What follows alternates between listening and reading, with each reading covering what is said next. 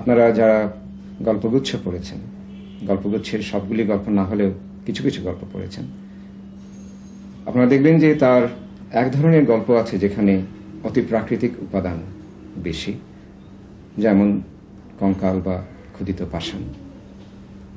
কিছু গল্প আছে যেখানে মনস্তাত্ত্বিক পর্যবেক্ষণ বা মনস্তাত্ত্বিক বিষয়টি প্রাধান্য পেয়েছে।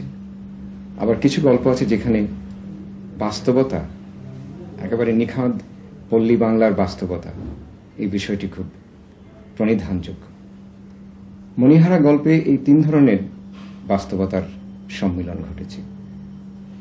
আপনারা যারা রবীন্দ্রনাথ ঠাকুরের জীবন সম্পর্কে জানেন, তার সঙ্গে এই গল্পের নায়কের অর্থাৎ ফণীভূষণের কিছুটা সাদৃশ্য পাবেন। ফণীভূষণ তার ব্যবসায় খুব সুবিধা করতে পারছিল না একসময়। তার ব্যবসা, যাকে আমরা সাধারণ বাংলায় বলি লাটে ওঠার মতো অবস্থা হয়েছিল। রবীন্দ্রনাথ ঠাকুরেরও একসময় পাটের ব্যবসা ছিল, এবং যে বছর গল্পটি ভারতীতে প্রকাশিত হয় 1305 সালে, সেই বছর রবীন্দ্রনাথের ব্যবসাও কুষ্টিয়াতে ক্ষতিগ্রস্ত হয়েছিল। তবে সাদৃশ্যকে আমরা আর বেশি দূর টেনে নেব না, কিন্তু মণিহারা গল্পটি রবীন্দ্রনাথের একেবারে নিজস্ব। আমরা এই জন্য বলছি যে এই গল্পের ভিতর আপনারা ব্যঙ্গ পাবেন, কৌতুক পাবেন, কিছুটা প্রহসনের বিষয় আছে। আর যেমন ধরুন সেই কঙ্কাল যে উঠে আসছে, সেটি কোনো ক্রমেই দেখানো সম্ভব ছিল না। রবীন্দ্রনাথের ভূতের গল্পের সমস্যা হচ্ছে যে ভূত জিনিসটা দেখা হলে বোধহয় ভয় থাকে না, দেখা না হওয়ার জন্যই সেই ভূতের ভয়। কঙ্কালও সেরকম যদি দেখা হয়ে যায় তাহলে সেটি আর তেমন আকর্ষণীয় থাকে না। কঙ্কালের পিছনের চিন্তাটাই আমাদেরকে নাড়ায় বেশি। গল্পের প্রধান তিনটি চরিত্র আছে, আপনারা দেখবেন এই চরিত্রগুলির আন্তঃসম্পর্ক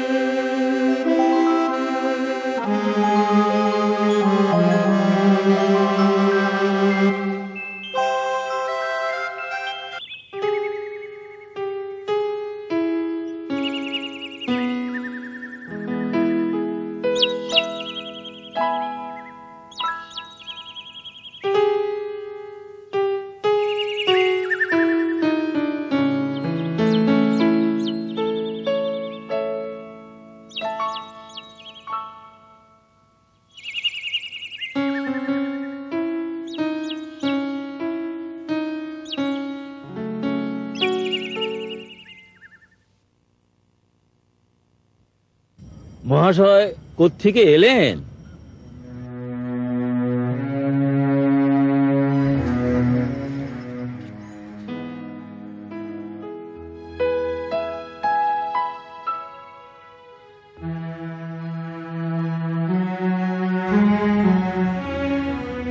আমি রাঁচি থেকে এসেছি। কি করা হয়? ব্যবসা করে থাকি। কি ব্যবসা?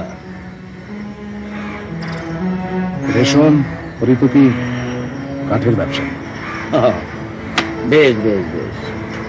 তা কি না? পৈতৃক ব্যবসা তো, আজকালকার মতো কোনো নাম নেই। না না, আমি মহাশয়ের নাম জিজ্ঞেস করছি।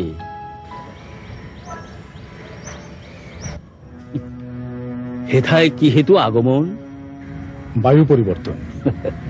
মশাই, 6 বছর ধরে এখানকার বায়ু এবং তার সাথে প্রতিদিন 15 গ্রাম কুলেন সেবন করছি, কিন্তু কই, আমি তো তেমন কোনো ফল পেলুম না। বায়ু আর কুইনাইন একসঙ্গে সেবন করাটা অনুচিত। হয় বায়ু নয় কুইনাইন, দুটো একত্রে কদাচিৎ নয়। বেশ নতুন তত্ত্ব দিলেন তো মশাই, কিন্তু শুধু নির্মল বায়ু সেবন করার জন্যই কি এই জায়গাটা উত্তম? কথা মানতেই হবে, রাঁচি থেকে এখানে বায়ুর যথেষ্ট পরিবর্তন দেখা যাবে। তা এখানে কোথায় বাস করবেন?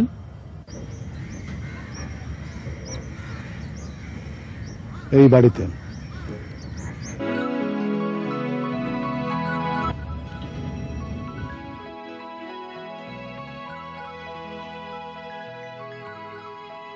ব্যাপারটা আমার কাছে ভালো বোধ হচ্ছে না। কি এই লোকটা, কি তার অভিপ্রায়?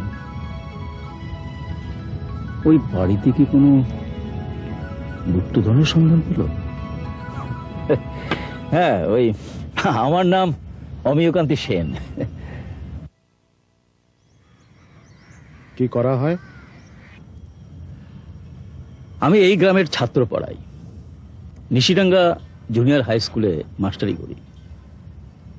কার্য শেষে প্রতিদিন এই সময় এই নদীর ধারে হাওয়া খেতে আসি। নিশিডাঙ্গা নামটা একটা অতি প্রাকৃতিক ভাব আছে। শুধু আমাদের স্কুলটা বাদ দিয়ে সেখানে অতি প্রাকৃতিক কিছু প্রবেশ করতে ভয় পায়। হ্যাঁ, এই যা বলছিলাম। কি বলছিলেন? বলছিলাম যে এই অতি প্রাকৃতিক ব্যাপারটা যে আপনি বললেন, তা ওই বাড়িতে এই থাকবার পর বুঝবেন। অর্থাৎ আপনি আমাকে সাবধান করতে এসেছেন? না, না, না, না। আমি আপনাকে সাবধান করার কে মশাই? আপনি থাকবেন এটা আপনার অভিলাষ, তবে এই বাড়িটা একটা গল্প আছে। এরকম সব বাড়িরই একটা গল্প থাকে নাকি? না না, এই গল্পটা আর 10টা গল্পের মতো নয়। আমি এখানে আসবার 10 বছর আগে ওই বাড়িতে শ্রীযুক্ত ফণীভূষণ সাহা বাস করতেন। তিনি ব্যবসা করতেন, আর তার স্ত্রীর নাম ছিল মণিমালা।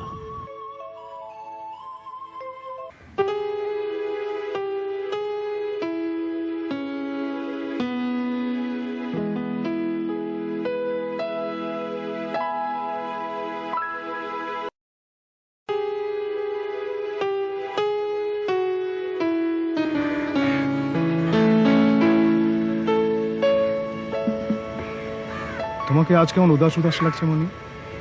মনটা ভালো নেই বুঝে? জ্বরটা কি নামেনি দেখি? জ্বর নেই, কিন্তু কুইনাইনটা তবু চালিয়ে যেতে হবে, সাবধানের মান নেই। ওহো, তোমাকে তো একটা কথা বলাই হয়নি। আজ এক সাহেবের সঙ্গে আমার একচুট হয়ে গেল। সাহেবের সাথে তোমার দেখা হলো কোথায়? কমলগঞ্জে সকালবেলা নৌকা নিয়ে বেরিয়েছিলাম। ওই বড় একটা কাঠের চালান আসার কথা ছিল, ভেবেছিলাম ওটা কিনে কলকাতায় পাঠাবো। কিন্তু পাঠাতে পারো না। কি করে করব? কোথা থেকে এক সাহেব এসে আগে থেকে অর্ডার দিয়ে রেখেছে। আমারও নগদ পয়সা, আমিও বলে রেখেছি আগে। কিন্তু সাহেবের মুখের অনেক বেশি জোরালো। আমি তার নৌকায় গিয়েছিলাম বিষয়টা ফয়সালা। তুমি নিশ্চয়ই দু কথা শুনিয়ে এসেছো তাকে। হ্যাঁ, তার মাতৃভাষাতেই যদি জিজ্ঞেস করো। আর লাভের মধ্যে এই হলো যে চালানটা তোমার হাত থেকে ফসকে গেল। দেখো, চালান আসবে চালান যাবে, সম্মানটাই বড় কথা। তুমি যে জুতো পরে অফিসে যাও, সাহেবরা কিন্তু এসব পছন্দ করে না। আরে জুতো পরা কি শুধু তাদেরই পৈতৃক অধিকার? আমার যখন খুশি আমি জুতো পরবো, যেখানে খুশি যাব। দেশটা আমার।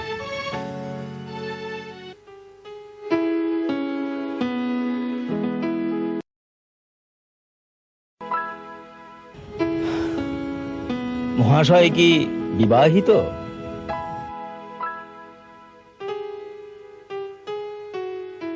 অতএব একথা আপনাকে বলাই বাহুল্য, স্ত্রী জাতি কাঁচা আম, ঝাল লঙ্কা এবং কড়া স্বামী ভালোবাসে। আপনি এগুলোর কোন শ্রেণীতে পড়েন? যে দুর্ভাগ্য পুরুষ নিজের স্ত্রীর ভালোবাসা থেকে বঞ্চিত, সে যে কুশ্রী বা নির্ধন তা নয়, সে নিতান্ত নিরীহ। সে আমি আপনাকে দেখে অনুমান করতে পারি। হ্যাঁ, আপনি যদি জিজ্ঞাসা করেন কেন আমি এখানে নির্বাসিত হয়ে স্ত্রীর কাছ থেকে একলা পড়ে থাকি, এ ব্যাপারে আমি অনেক কিছু ভেবে রেখেছি। যার যা প্রবৃত্তি এবং ক্ষমতা, তার চর্চা না করলে সে সুখী হয় না। সিংহে শান দেওয়ার জন্য হরিণ শক্ত গাছের গুড়ি খোঁজে, কলা গাছে শান দিয়ে তার সুখ হয় না। কাণ্ডজ্ঞান তাই বলে, কিন্তু ফণিভূষণ বাবুকে হঠাৎ আপনার কলা গাছ মনে হলো কেন? নরনারীর ভেদ হওয়া থেকে শুরু করে স্ত্রী জাতি দুরন্ত নানা কৌশলে নিজের বশে আনবার বিদ্যা চর্চা করে আসছে। কিন্তু যে স্বামী নিজেই বশ হয়ে থাকে, তাকে কি বলবেন সেগুন গাছ? হয়তো সেগুন গাছ না হওয়াটাই ছিল ফণিভূষণের জন্য চিত্তসুখ। কিন্তু স্ত্রী বেচারি যে বেকার হয়ে পড়ে, মাতামহীদের কাছ থেকে শত লক্ষ বছরের সান্ধ্যা তার উজ্জ্বল বরুণাস্ত্র এবং অগ্নিবাণ এবং নাগপাশ বন্ধনগুলি যে নিপুণ হয়ে গেল, তাতে যে ফণিভূষণের সংসারটা একটা রণক্ষেত্রের পরিবেশ ধারণ করে থাকেনি, তাই বা কম কিসের? অভাগা ফণিভূষণ আধুনিক সভ্যতার চল থেকে অত্যন্ত ভালো মানুষটি হয়ে বের হয়ে এসেছিল। দাম্পত্য তার তেমন সুযোগ ঘটেনি, আর ব্যবসায় সে কোনো সুবিধা করতে পারেনি।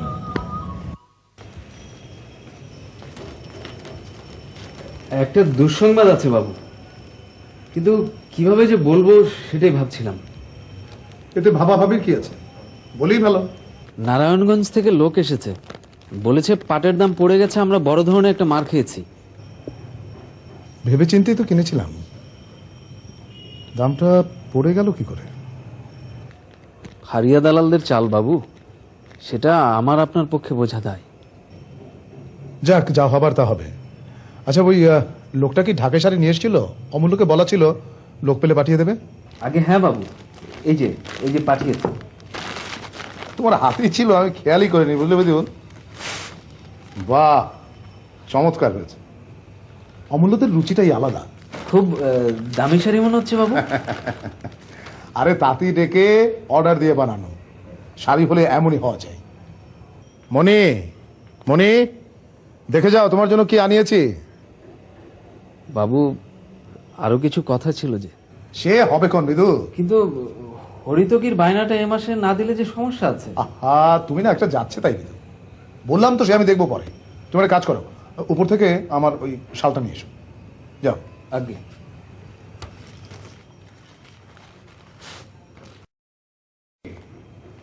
মনি,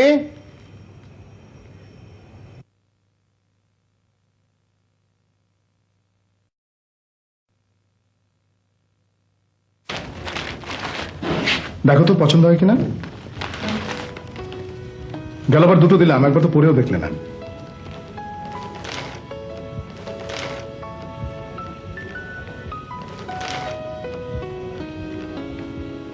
কি কেমন হলো? পছন্দ হয়েছে?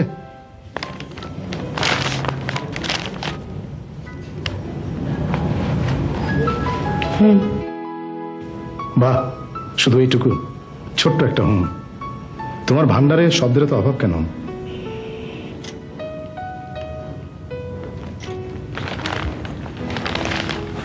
আমি ভাবছি তোমার ভান্ডারের সত্যিকারের অভাবের কথা। শুনলাম আজ সকালে গগন শাহ এসেছিল কোনো পাওনা চাইতে। গগন বুড়োকে তার পাওনা বুঝিয়ে দিয়ে বিদায় করে দিয়েছে। আসলে পাওনা নয়, বাজুবন্ধের দাম। একবার তো পরেও দেখলে না।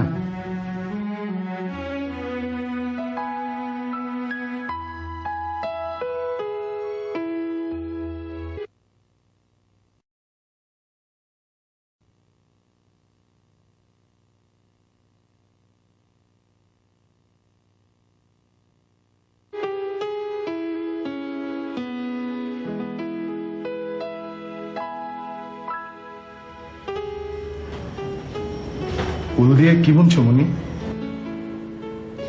মধুসূদনদের মেয়ের জন্য একটা জাম্পার বুনছি। ও, আমি কিন্তু অন্য কিছু আশা করেছিলাম।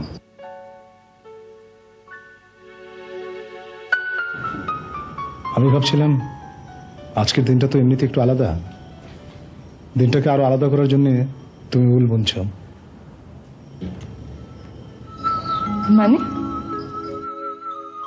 না, এর কোনো মানে টানে নেই।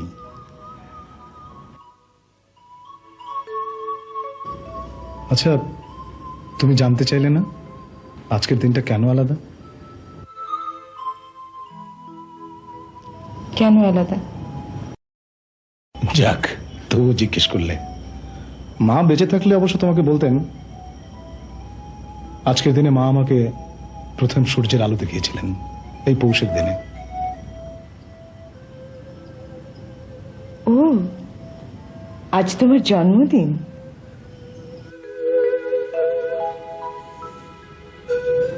আচ্ছা, এই উলের জামাটা আমাকে দেবে? এটা তো মধুসূদনদের মেয়ের জন্য। তাহলে নিচের ওই বাগান থেকে আমাকে একটা ফুল এনে দাও। এখন বাগানে যেতে ইচ্ছে করছে না, আমি বরং তোমাকে এক কাপ চা এনে দিই।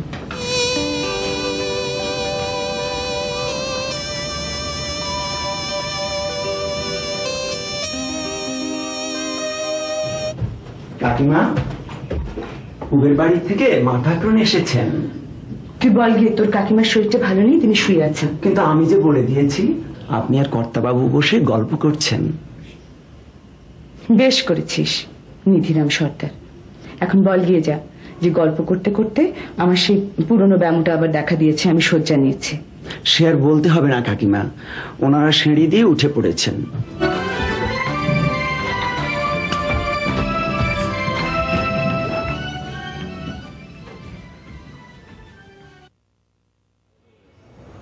এত বড় আজব ব্যাপার বাবু। কি আজব ব্যাপার? না মানে আমি বলছিলাম কি বলছিলে বলো। বলছিলাম যে একদিকে 4 আনা লাভ তো অন্যদিকে 8 আনা ক্ষতি, এভাবে চলবে কি করে? আগে যেভাবে চলেছে সেভাবেই চলবে। এ নিয়ে এত চিন্তা কেন? আমি ভাবছিলাম বাবু, হ্যাঁ, তো তুমি কি ভাবছো? মানে আমি বলছিলাম যে নির্ঘাত কোনো গ্রহের ফের, শনির দৃষ্টি পড়েছে। না হলে আপনার মতো লোক ঠকতে পারে? মা লক্ষ্মী তো আপনার দুটো হাত ধরে বসে থাকার কথা। ওসব শনি টনি কিছু নয় বিধু। ব্যবসা হচ্ছে হিসাব নিকাশ। হিসাবে কোথাও ভুল হয়েছে, আবার নতুন করে হিসাব করতে হবে। আমি বলি কিছু পূজা অর্চনা করতে হবে কিনা। নিদেন পক্ষে ব্রাহ্মণ ভোজন। ও গ্রামের রসিক বাবুর কিভাবে মুশকিল আসান হলো ব্রাহ্মণ তোষণ করে। না না বিধু, মনে ওসব পছন্দ করে না, ওসবের দরকার নেই। বাবু, গিন্নিমা তো পালা পার্বণও ব্রাহ্মণ বিদেয় করেন না।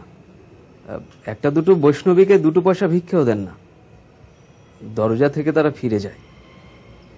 তোমার এই সংস্কার আমার পছন্দ নয় বিধু।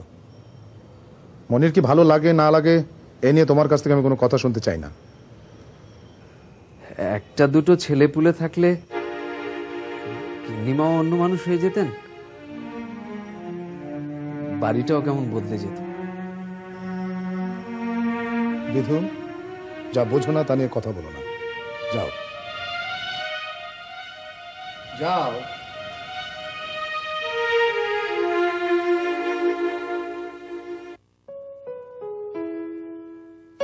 মনির কি ভালো লাগে মনি কি তা জানে? আমার জানার প্রশ্ন কি আর ওঠে?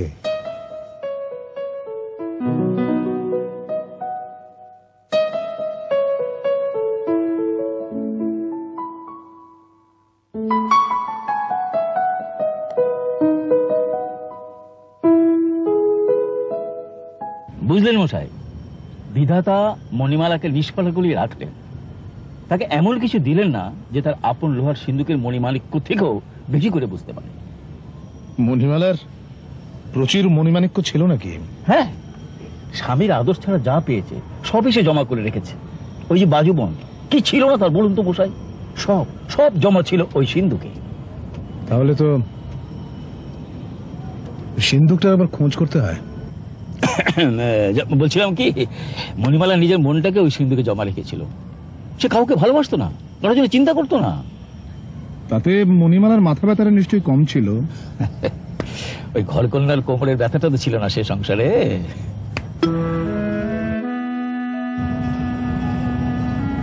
আপনি বিরক্ত হচ্ছেন মশাই? মোটেও না, স্ত্রী জাতি সম্পর্কে আপনার বিশ্লেষণ শুনে বড়ই আমোদ পাচ্ছি। আমার বিশ্বাস কি জানেন, পুরুষের ভালোবাসায় মেয়েদের বল, তাদের জীবন ব্যবসায়ের মূল ধর।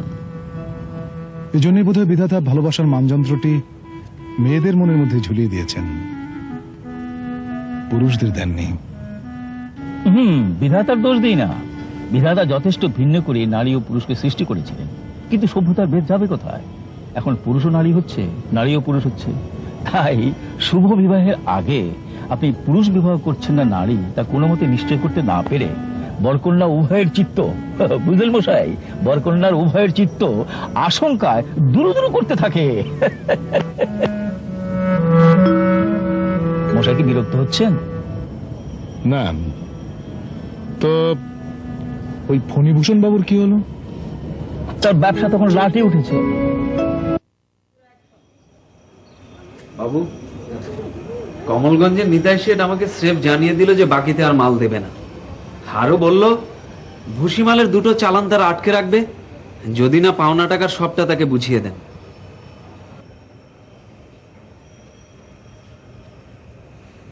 নিতাই শেঠদের না হয় সামাল দেওয়া যাবে, ওরা ঘরের লোক, কিন্তু কলকাতার মৃত্যুর দিন নিয়ে কি করি বলতো? ওরা চিঠি লিখেছে, ক্রেডিট আর চলবে না, নগদ দিতে হবে। হঠাৎ করে এই সমস্যাটা কেন দেখা দিল বাবু? এমন তো আগে কখনো হয়নি। ইংরেজ ব্যবসায়ীরা চাপ দিচ্ছে, তারা চায় আমার অবস্থানটা একটু নাজুক হোক, তাতে তাদের রাগও মেটে, প্রতিদ্বন্দ্বীর সংখ্যাও কমে। এখন কি করা যায় বাবু? আমিও তাই ভাবছি। বলছিলাম কি একবার কলকাতা গিয়ে দেখলে কেমন হয়? সেখানে তো আপনার দেনাদার 2-4 জন রয়েছেন। সে তো অনেক সময়ের ব্যাপার, অত সময় তোমার হাতে নেই। না বিধু, তুমি ঠিক বলেছ, সেই ভালো, তাতেই কাজ হবে। কি ভালো বাবু? শাহজাদপুরে কিছু ব্যবসায়ী আছেন যারা উপযুক্ত বন্ধক রেখে ঋণ দেয়। ভাবছি তাদের কাছেই যাব, তারা পেশাদার মানুষ, কে ঋণ নিল কে নিল না তা ভূগোলময় রাষ্ট্র করতে যায় না। কালকেই রওনা দেবো ভাবছি, কি বলো বিধু? কিন্তু বন্ধক কেন, তোমার গিন্নিমার গয়না আছে না, সেই যথেষ্ট, তাতেই হবে।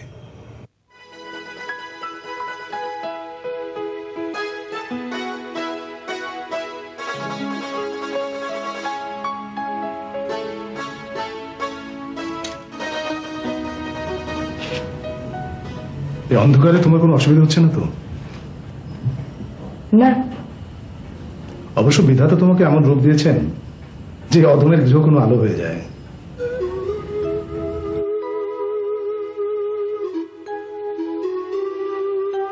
তোমার মনে আছে মনি, সে প্রথম যখন আমাদের বিয়ে হয়, আমাকে ছাড়া তোমার চুল বাঁধাই হতো না।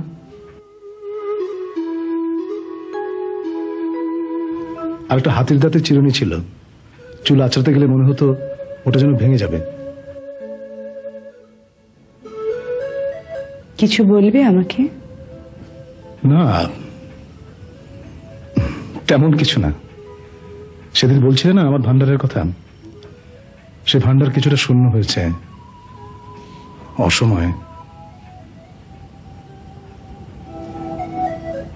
মানে? মানে আমার টাকা আটকে আছে কয়েকটা জায়গায়, অথচ বাজারে আমার ক্রেডিট রাখা কঠিন হয়ে পড়েছে। তো আটকানো টাকাগুলো বের করে নিলেই পারো। সেজন্য সময়ের প্রয়োজন, কিন্তু তার আগে লাখ দেড়েক টাকা আমাকে বাজারে দেখিয়ে আনতে হবে, তবেই একদিনে সংকট মোচন হয়। তাই বলছিলাম কি, তোমার গহনাগুলো পেলে ওগুলো বন্ধক রেখে লাখ দেড়েক টাকা। কিছু বলছো না যে মণিমালা?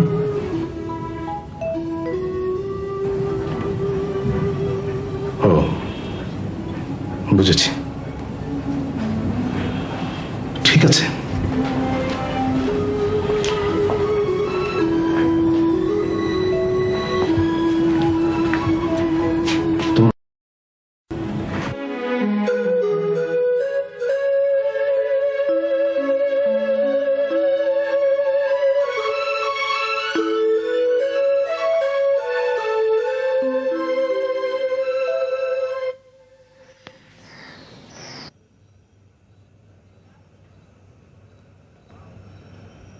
কে? ও বিধু, কিছু বলবে? বাবু বলছিলাম কি, গিন্নিমার গয়নাগুলো নিয়ে শাহজাদপুর কালকেই কি যাবেন? সঙ্গে কিছু পাইক পেয়াদা দেই, রাস্তাঘাট ভালো নয়। না বিধু, আমি অনেক ভেবে দেখলাম, তোমার ওই গিন্নিমার গয়না আমি বন্ধক রাখবো না। তাছাড়া ঘরের জিনিস অন্যের সিন্ধুকে থাকাটা ঠিক না, এতে অকল্যাণ হয়। আমি ভাবছি কালই কলকাতায় রওনা দেব। ক্রেডিটের বদনামটা না হয় থাকবে আরো কিছুদিন। তাছাড়া দেনাদারদের থেকে টাকাটা উসুলও করা যাবে এই সুযোগে। কিন্তু বাবু, বিধু, কোনো কিন্তু নয়, তুমি কালই কলকাতা যাওয়ার ব্যবস্থা করো।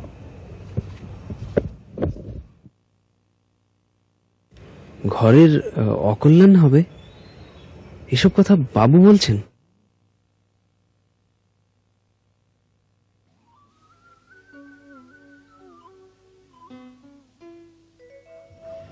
সব তো শুনলে মধুদা, এখন পরামর্শ কি?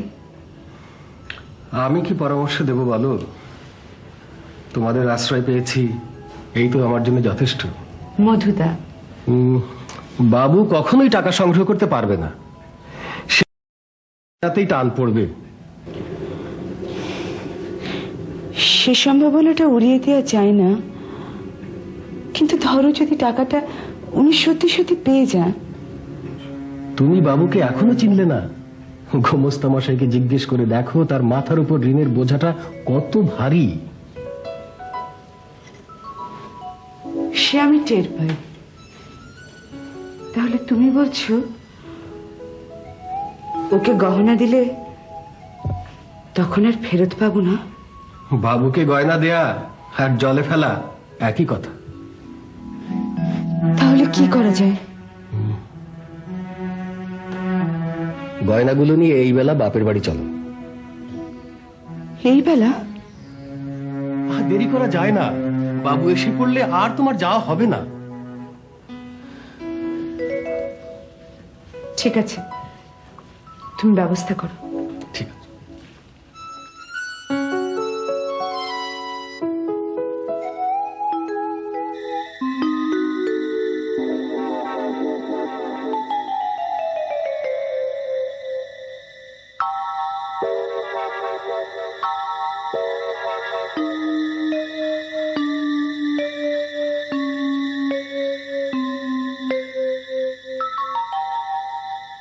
গয়নার বাক্সটা আমাকে দাও।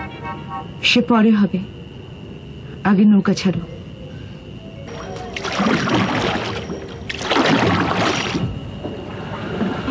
আজ সারাদিন এমন বৃষ্টি হলো, গুমট ভাবটা কিছুতেই কাটছে না।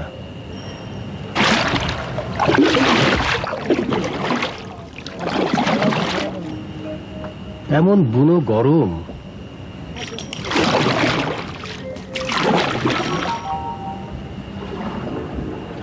এমন একটা ভারী চাদর চাপিয়েছ, গরম লাগছে না? খুলে ফেললেই পারো।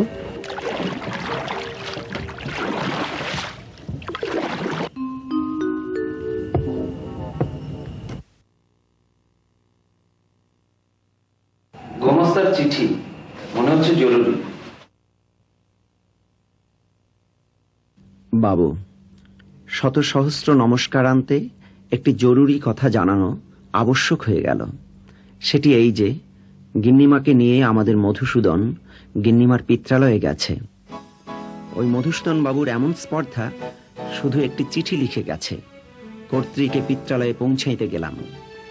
এতে কুঠির কাজের যে ক্ষতি হবে তার চেয়ে বেশি প্রশ্ন জাগে, গিন্নিমা কেন গেলেন? আপনি বাড়ি নেই, সেখানে ঘর শূন্য ফেলে তিনি চলে গেলেন। বিষয়টা বাবু আমার কাছে ভালো বোধ হচ্ছে না। মনি পিত্রালয়ে গেছে কেন?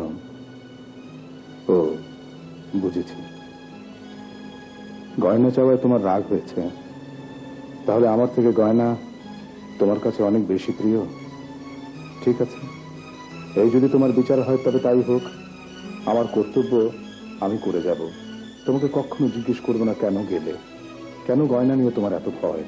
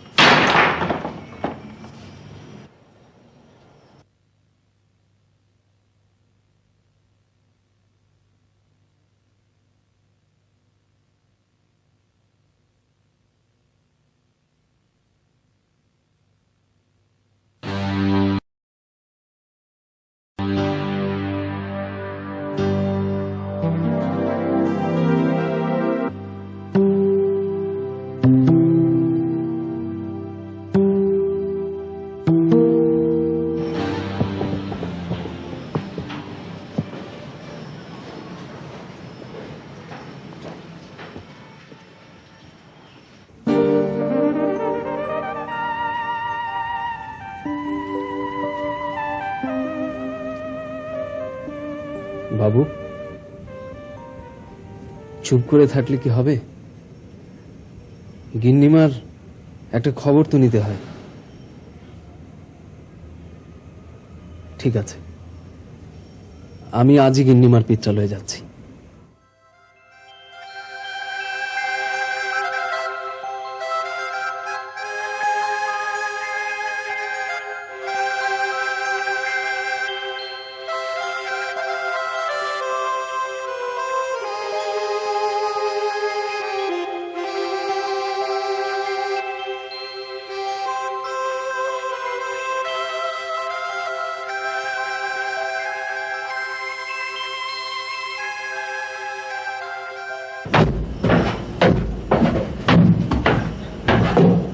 কোনো খবর পাওয়া গেল দাদামশাই?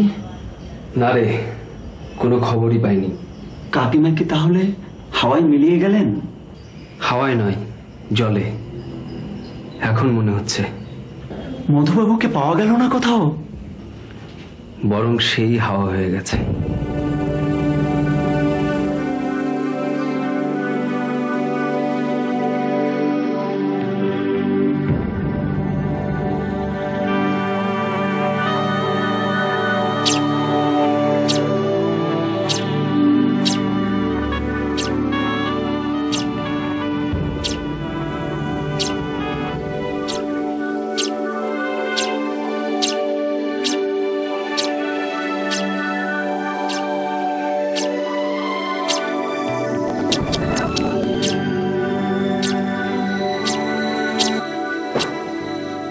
মণিমালা,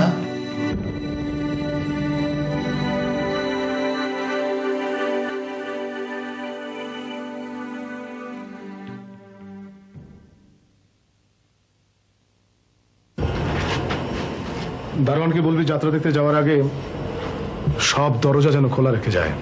মেলায় নানা ধরনের মানুষ এসেছে, দরজা খোলা রাখতে সাহস হয় না। তোকে যা বলছি কর।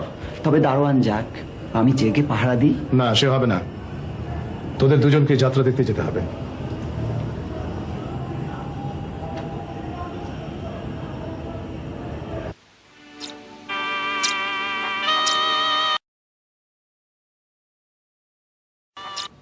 আজ তোমাকে ধরা দিতেই হবে।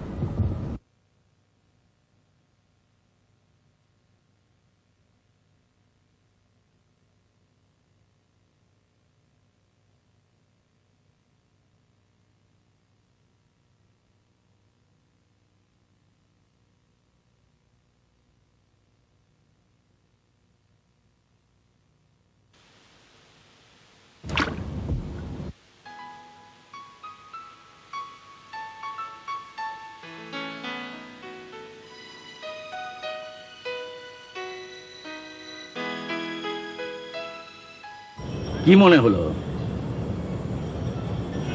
কি?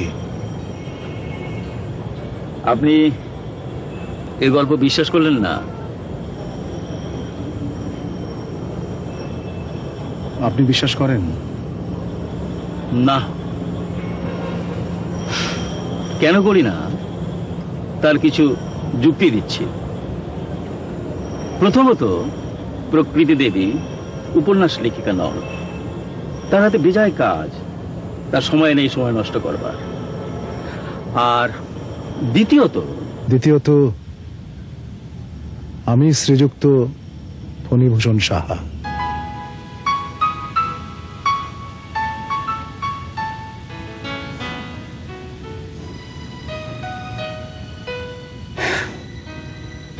আমি আগেই এরকম একটা কিছু মনে করেছিলাম।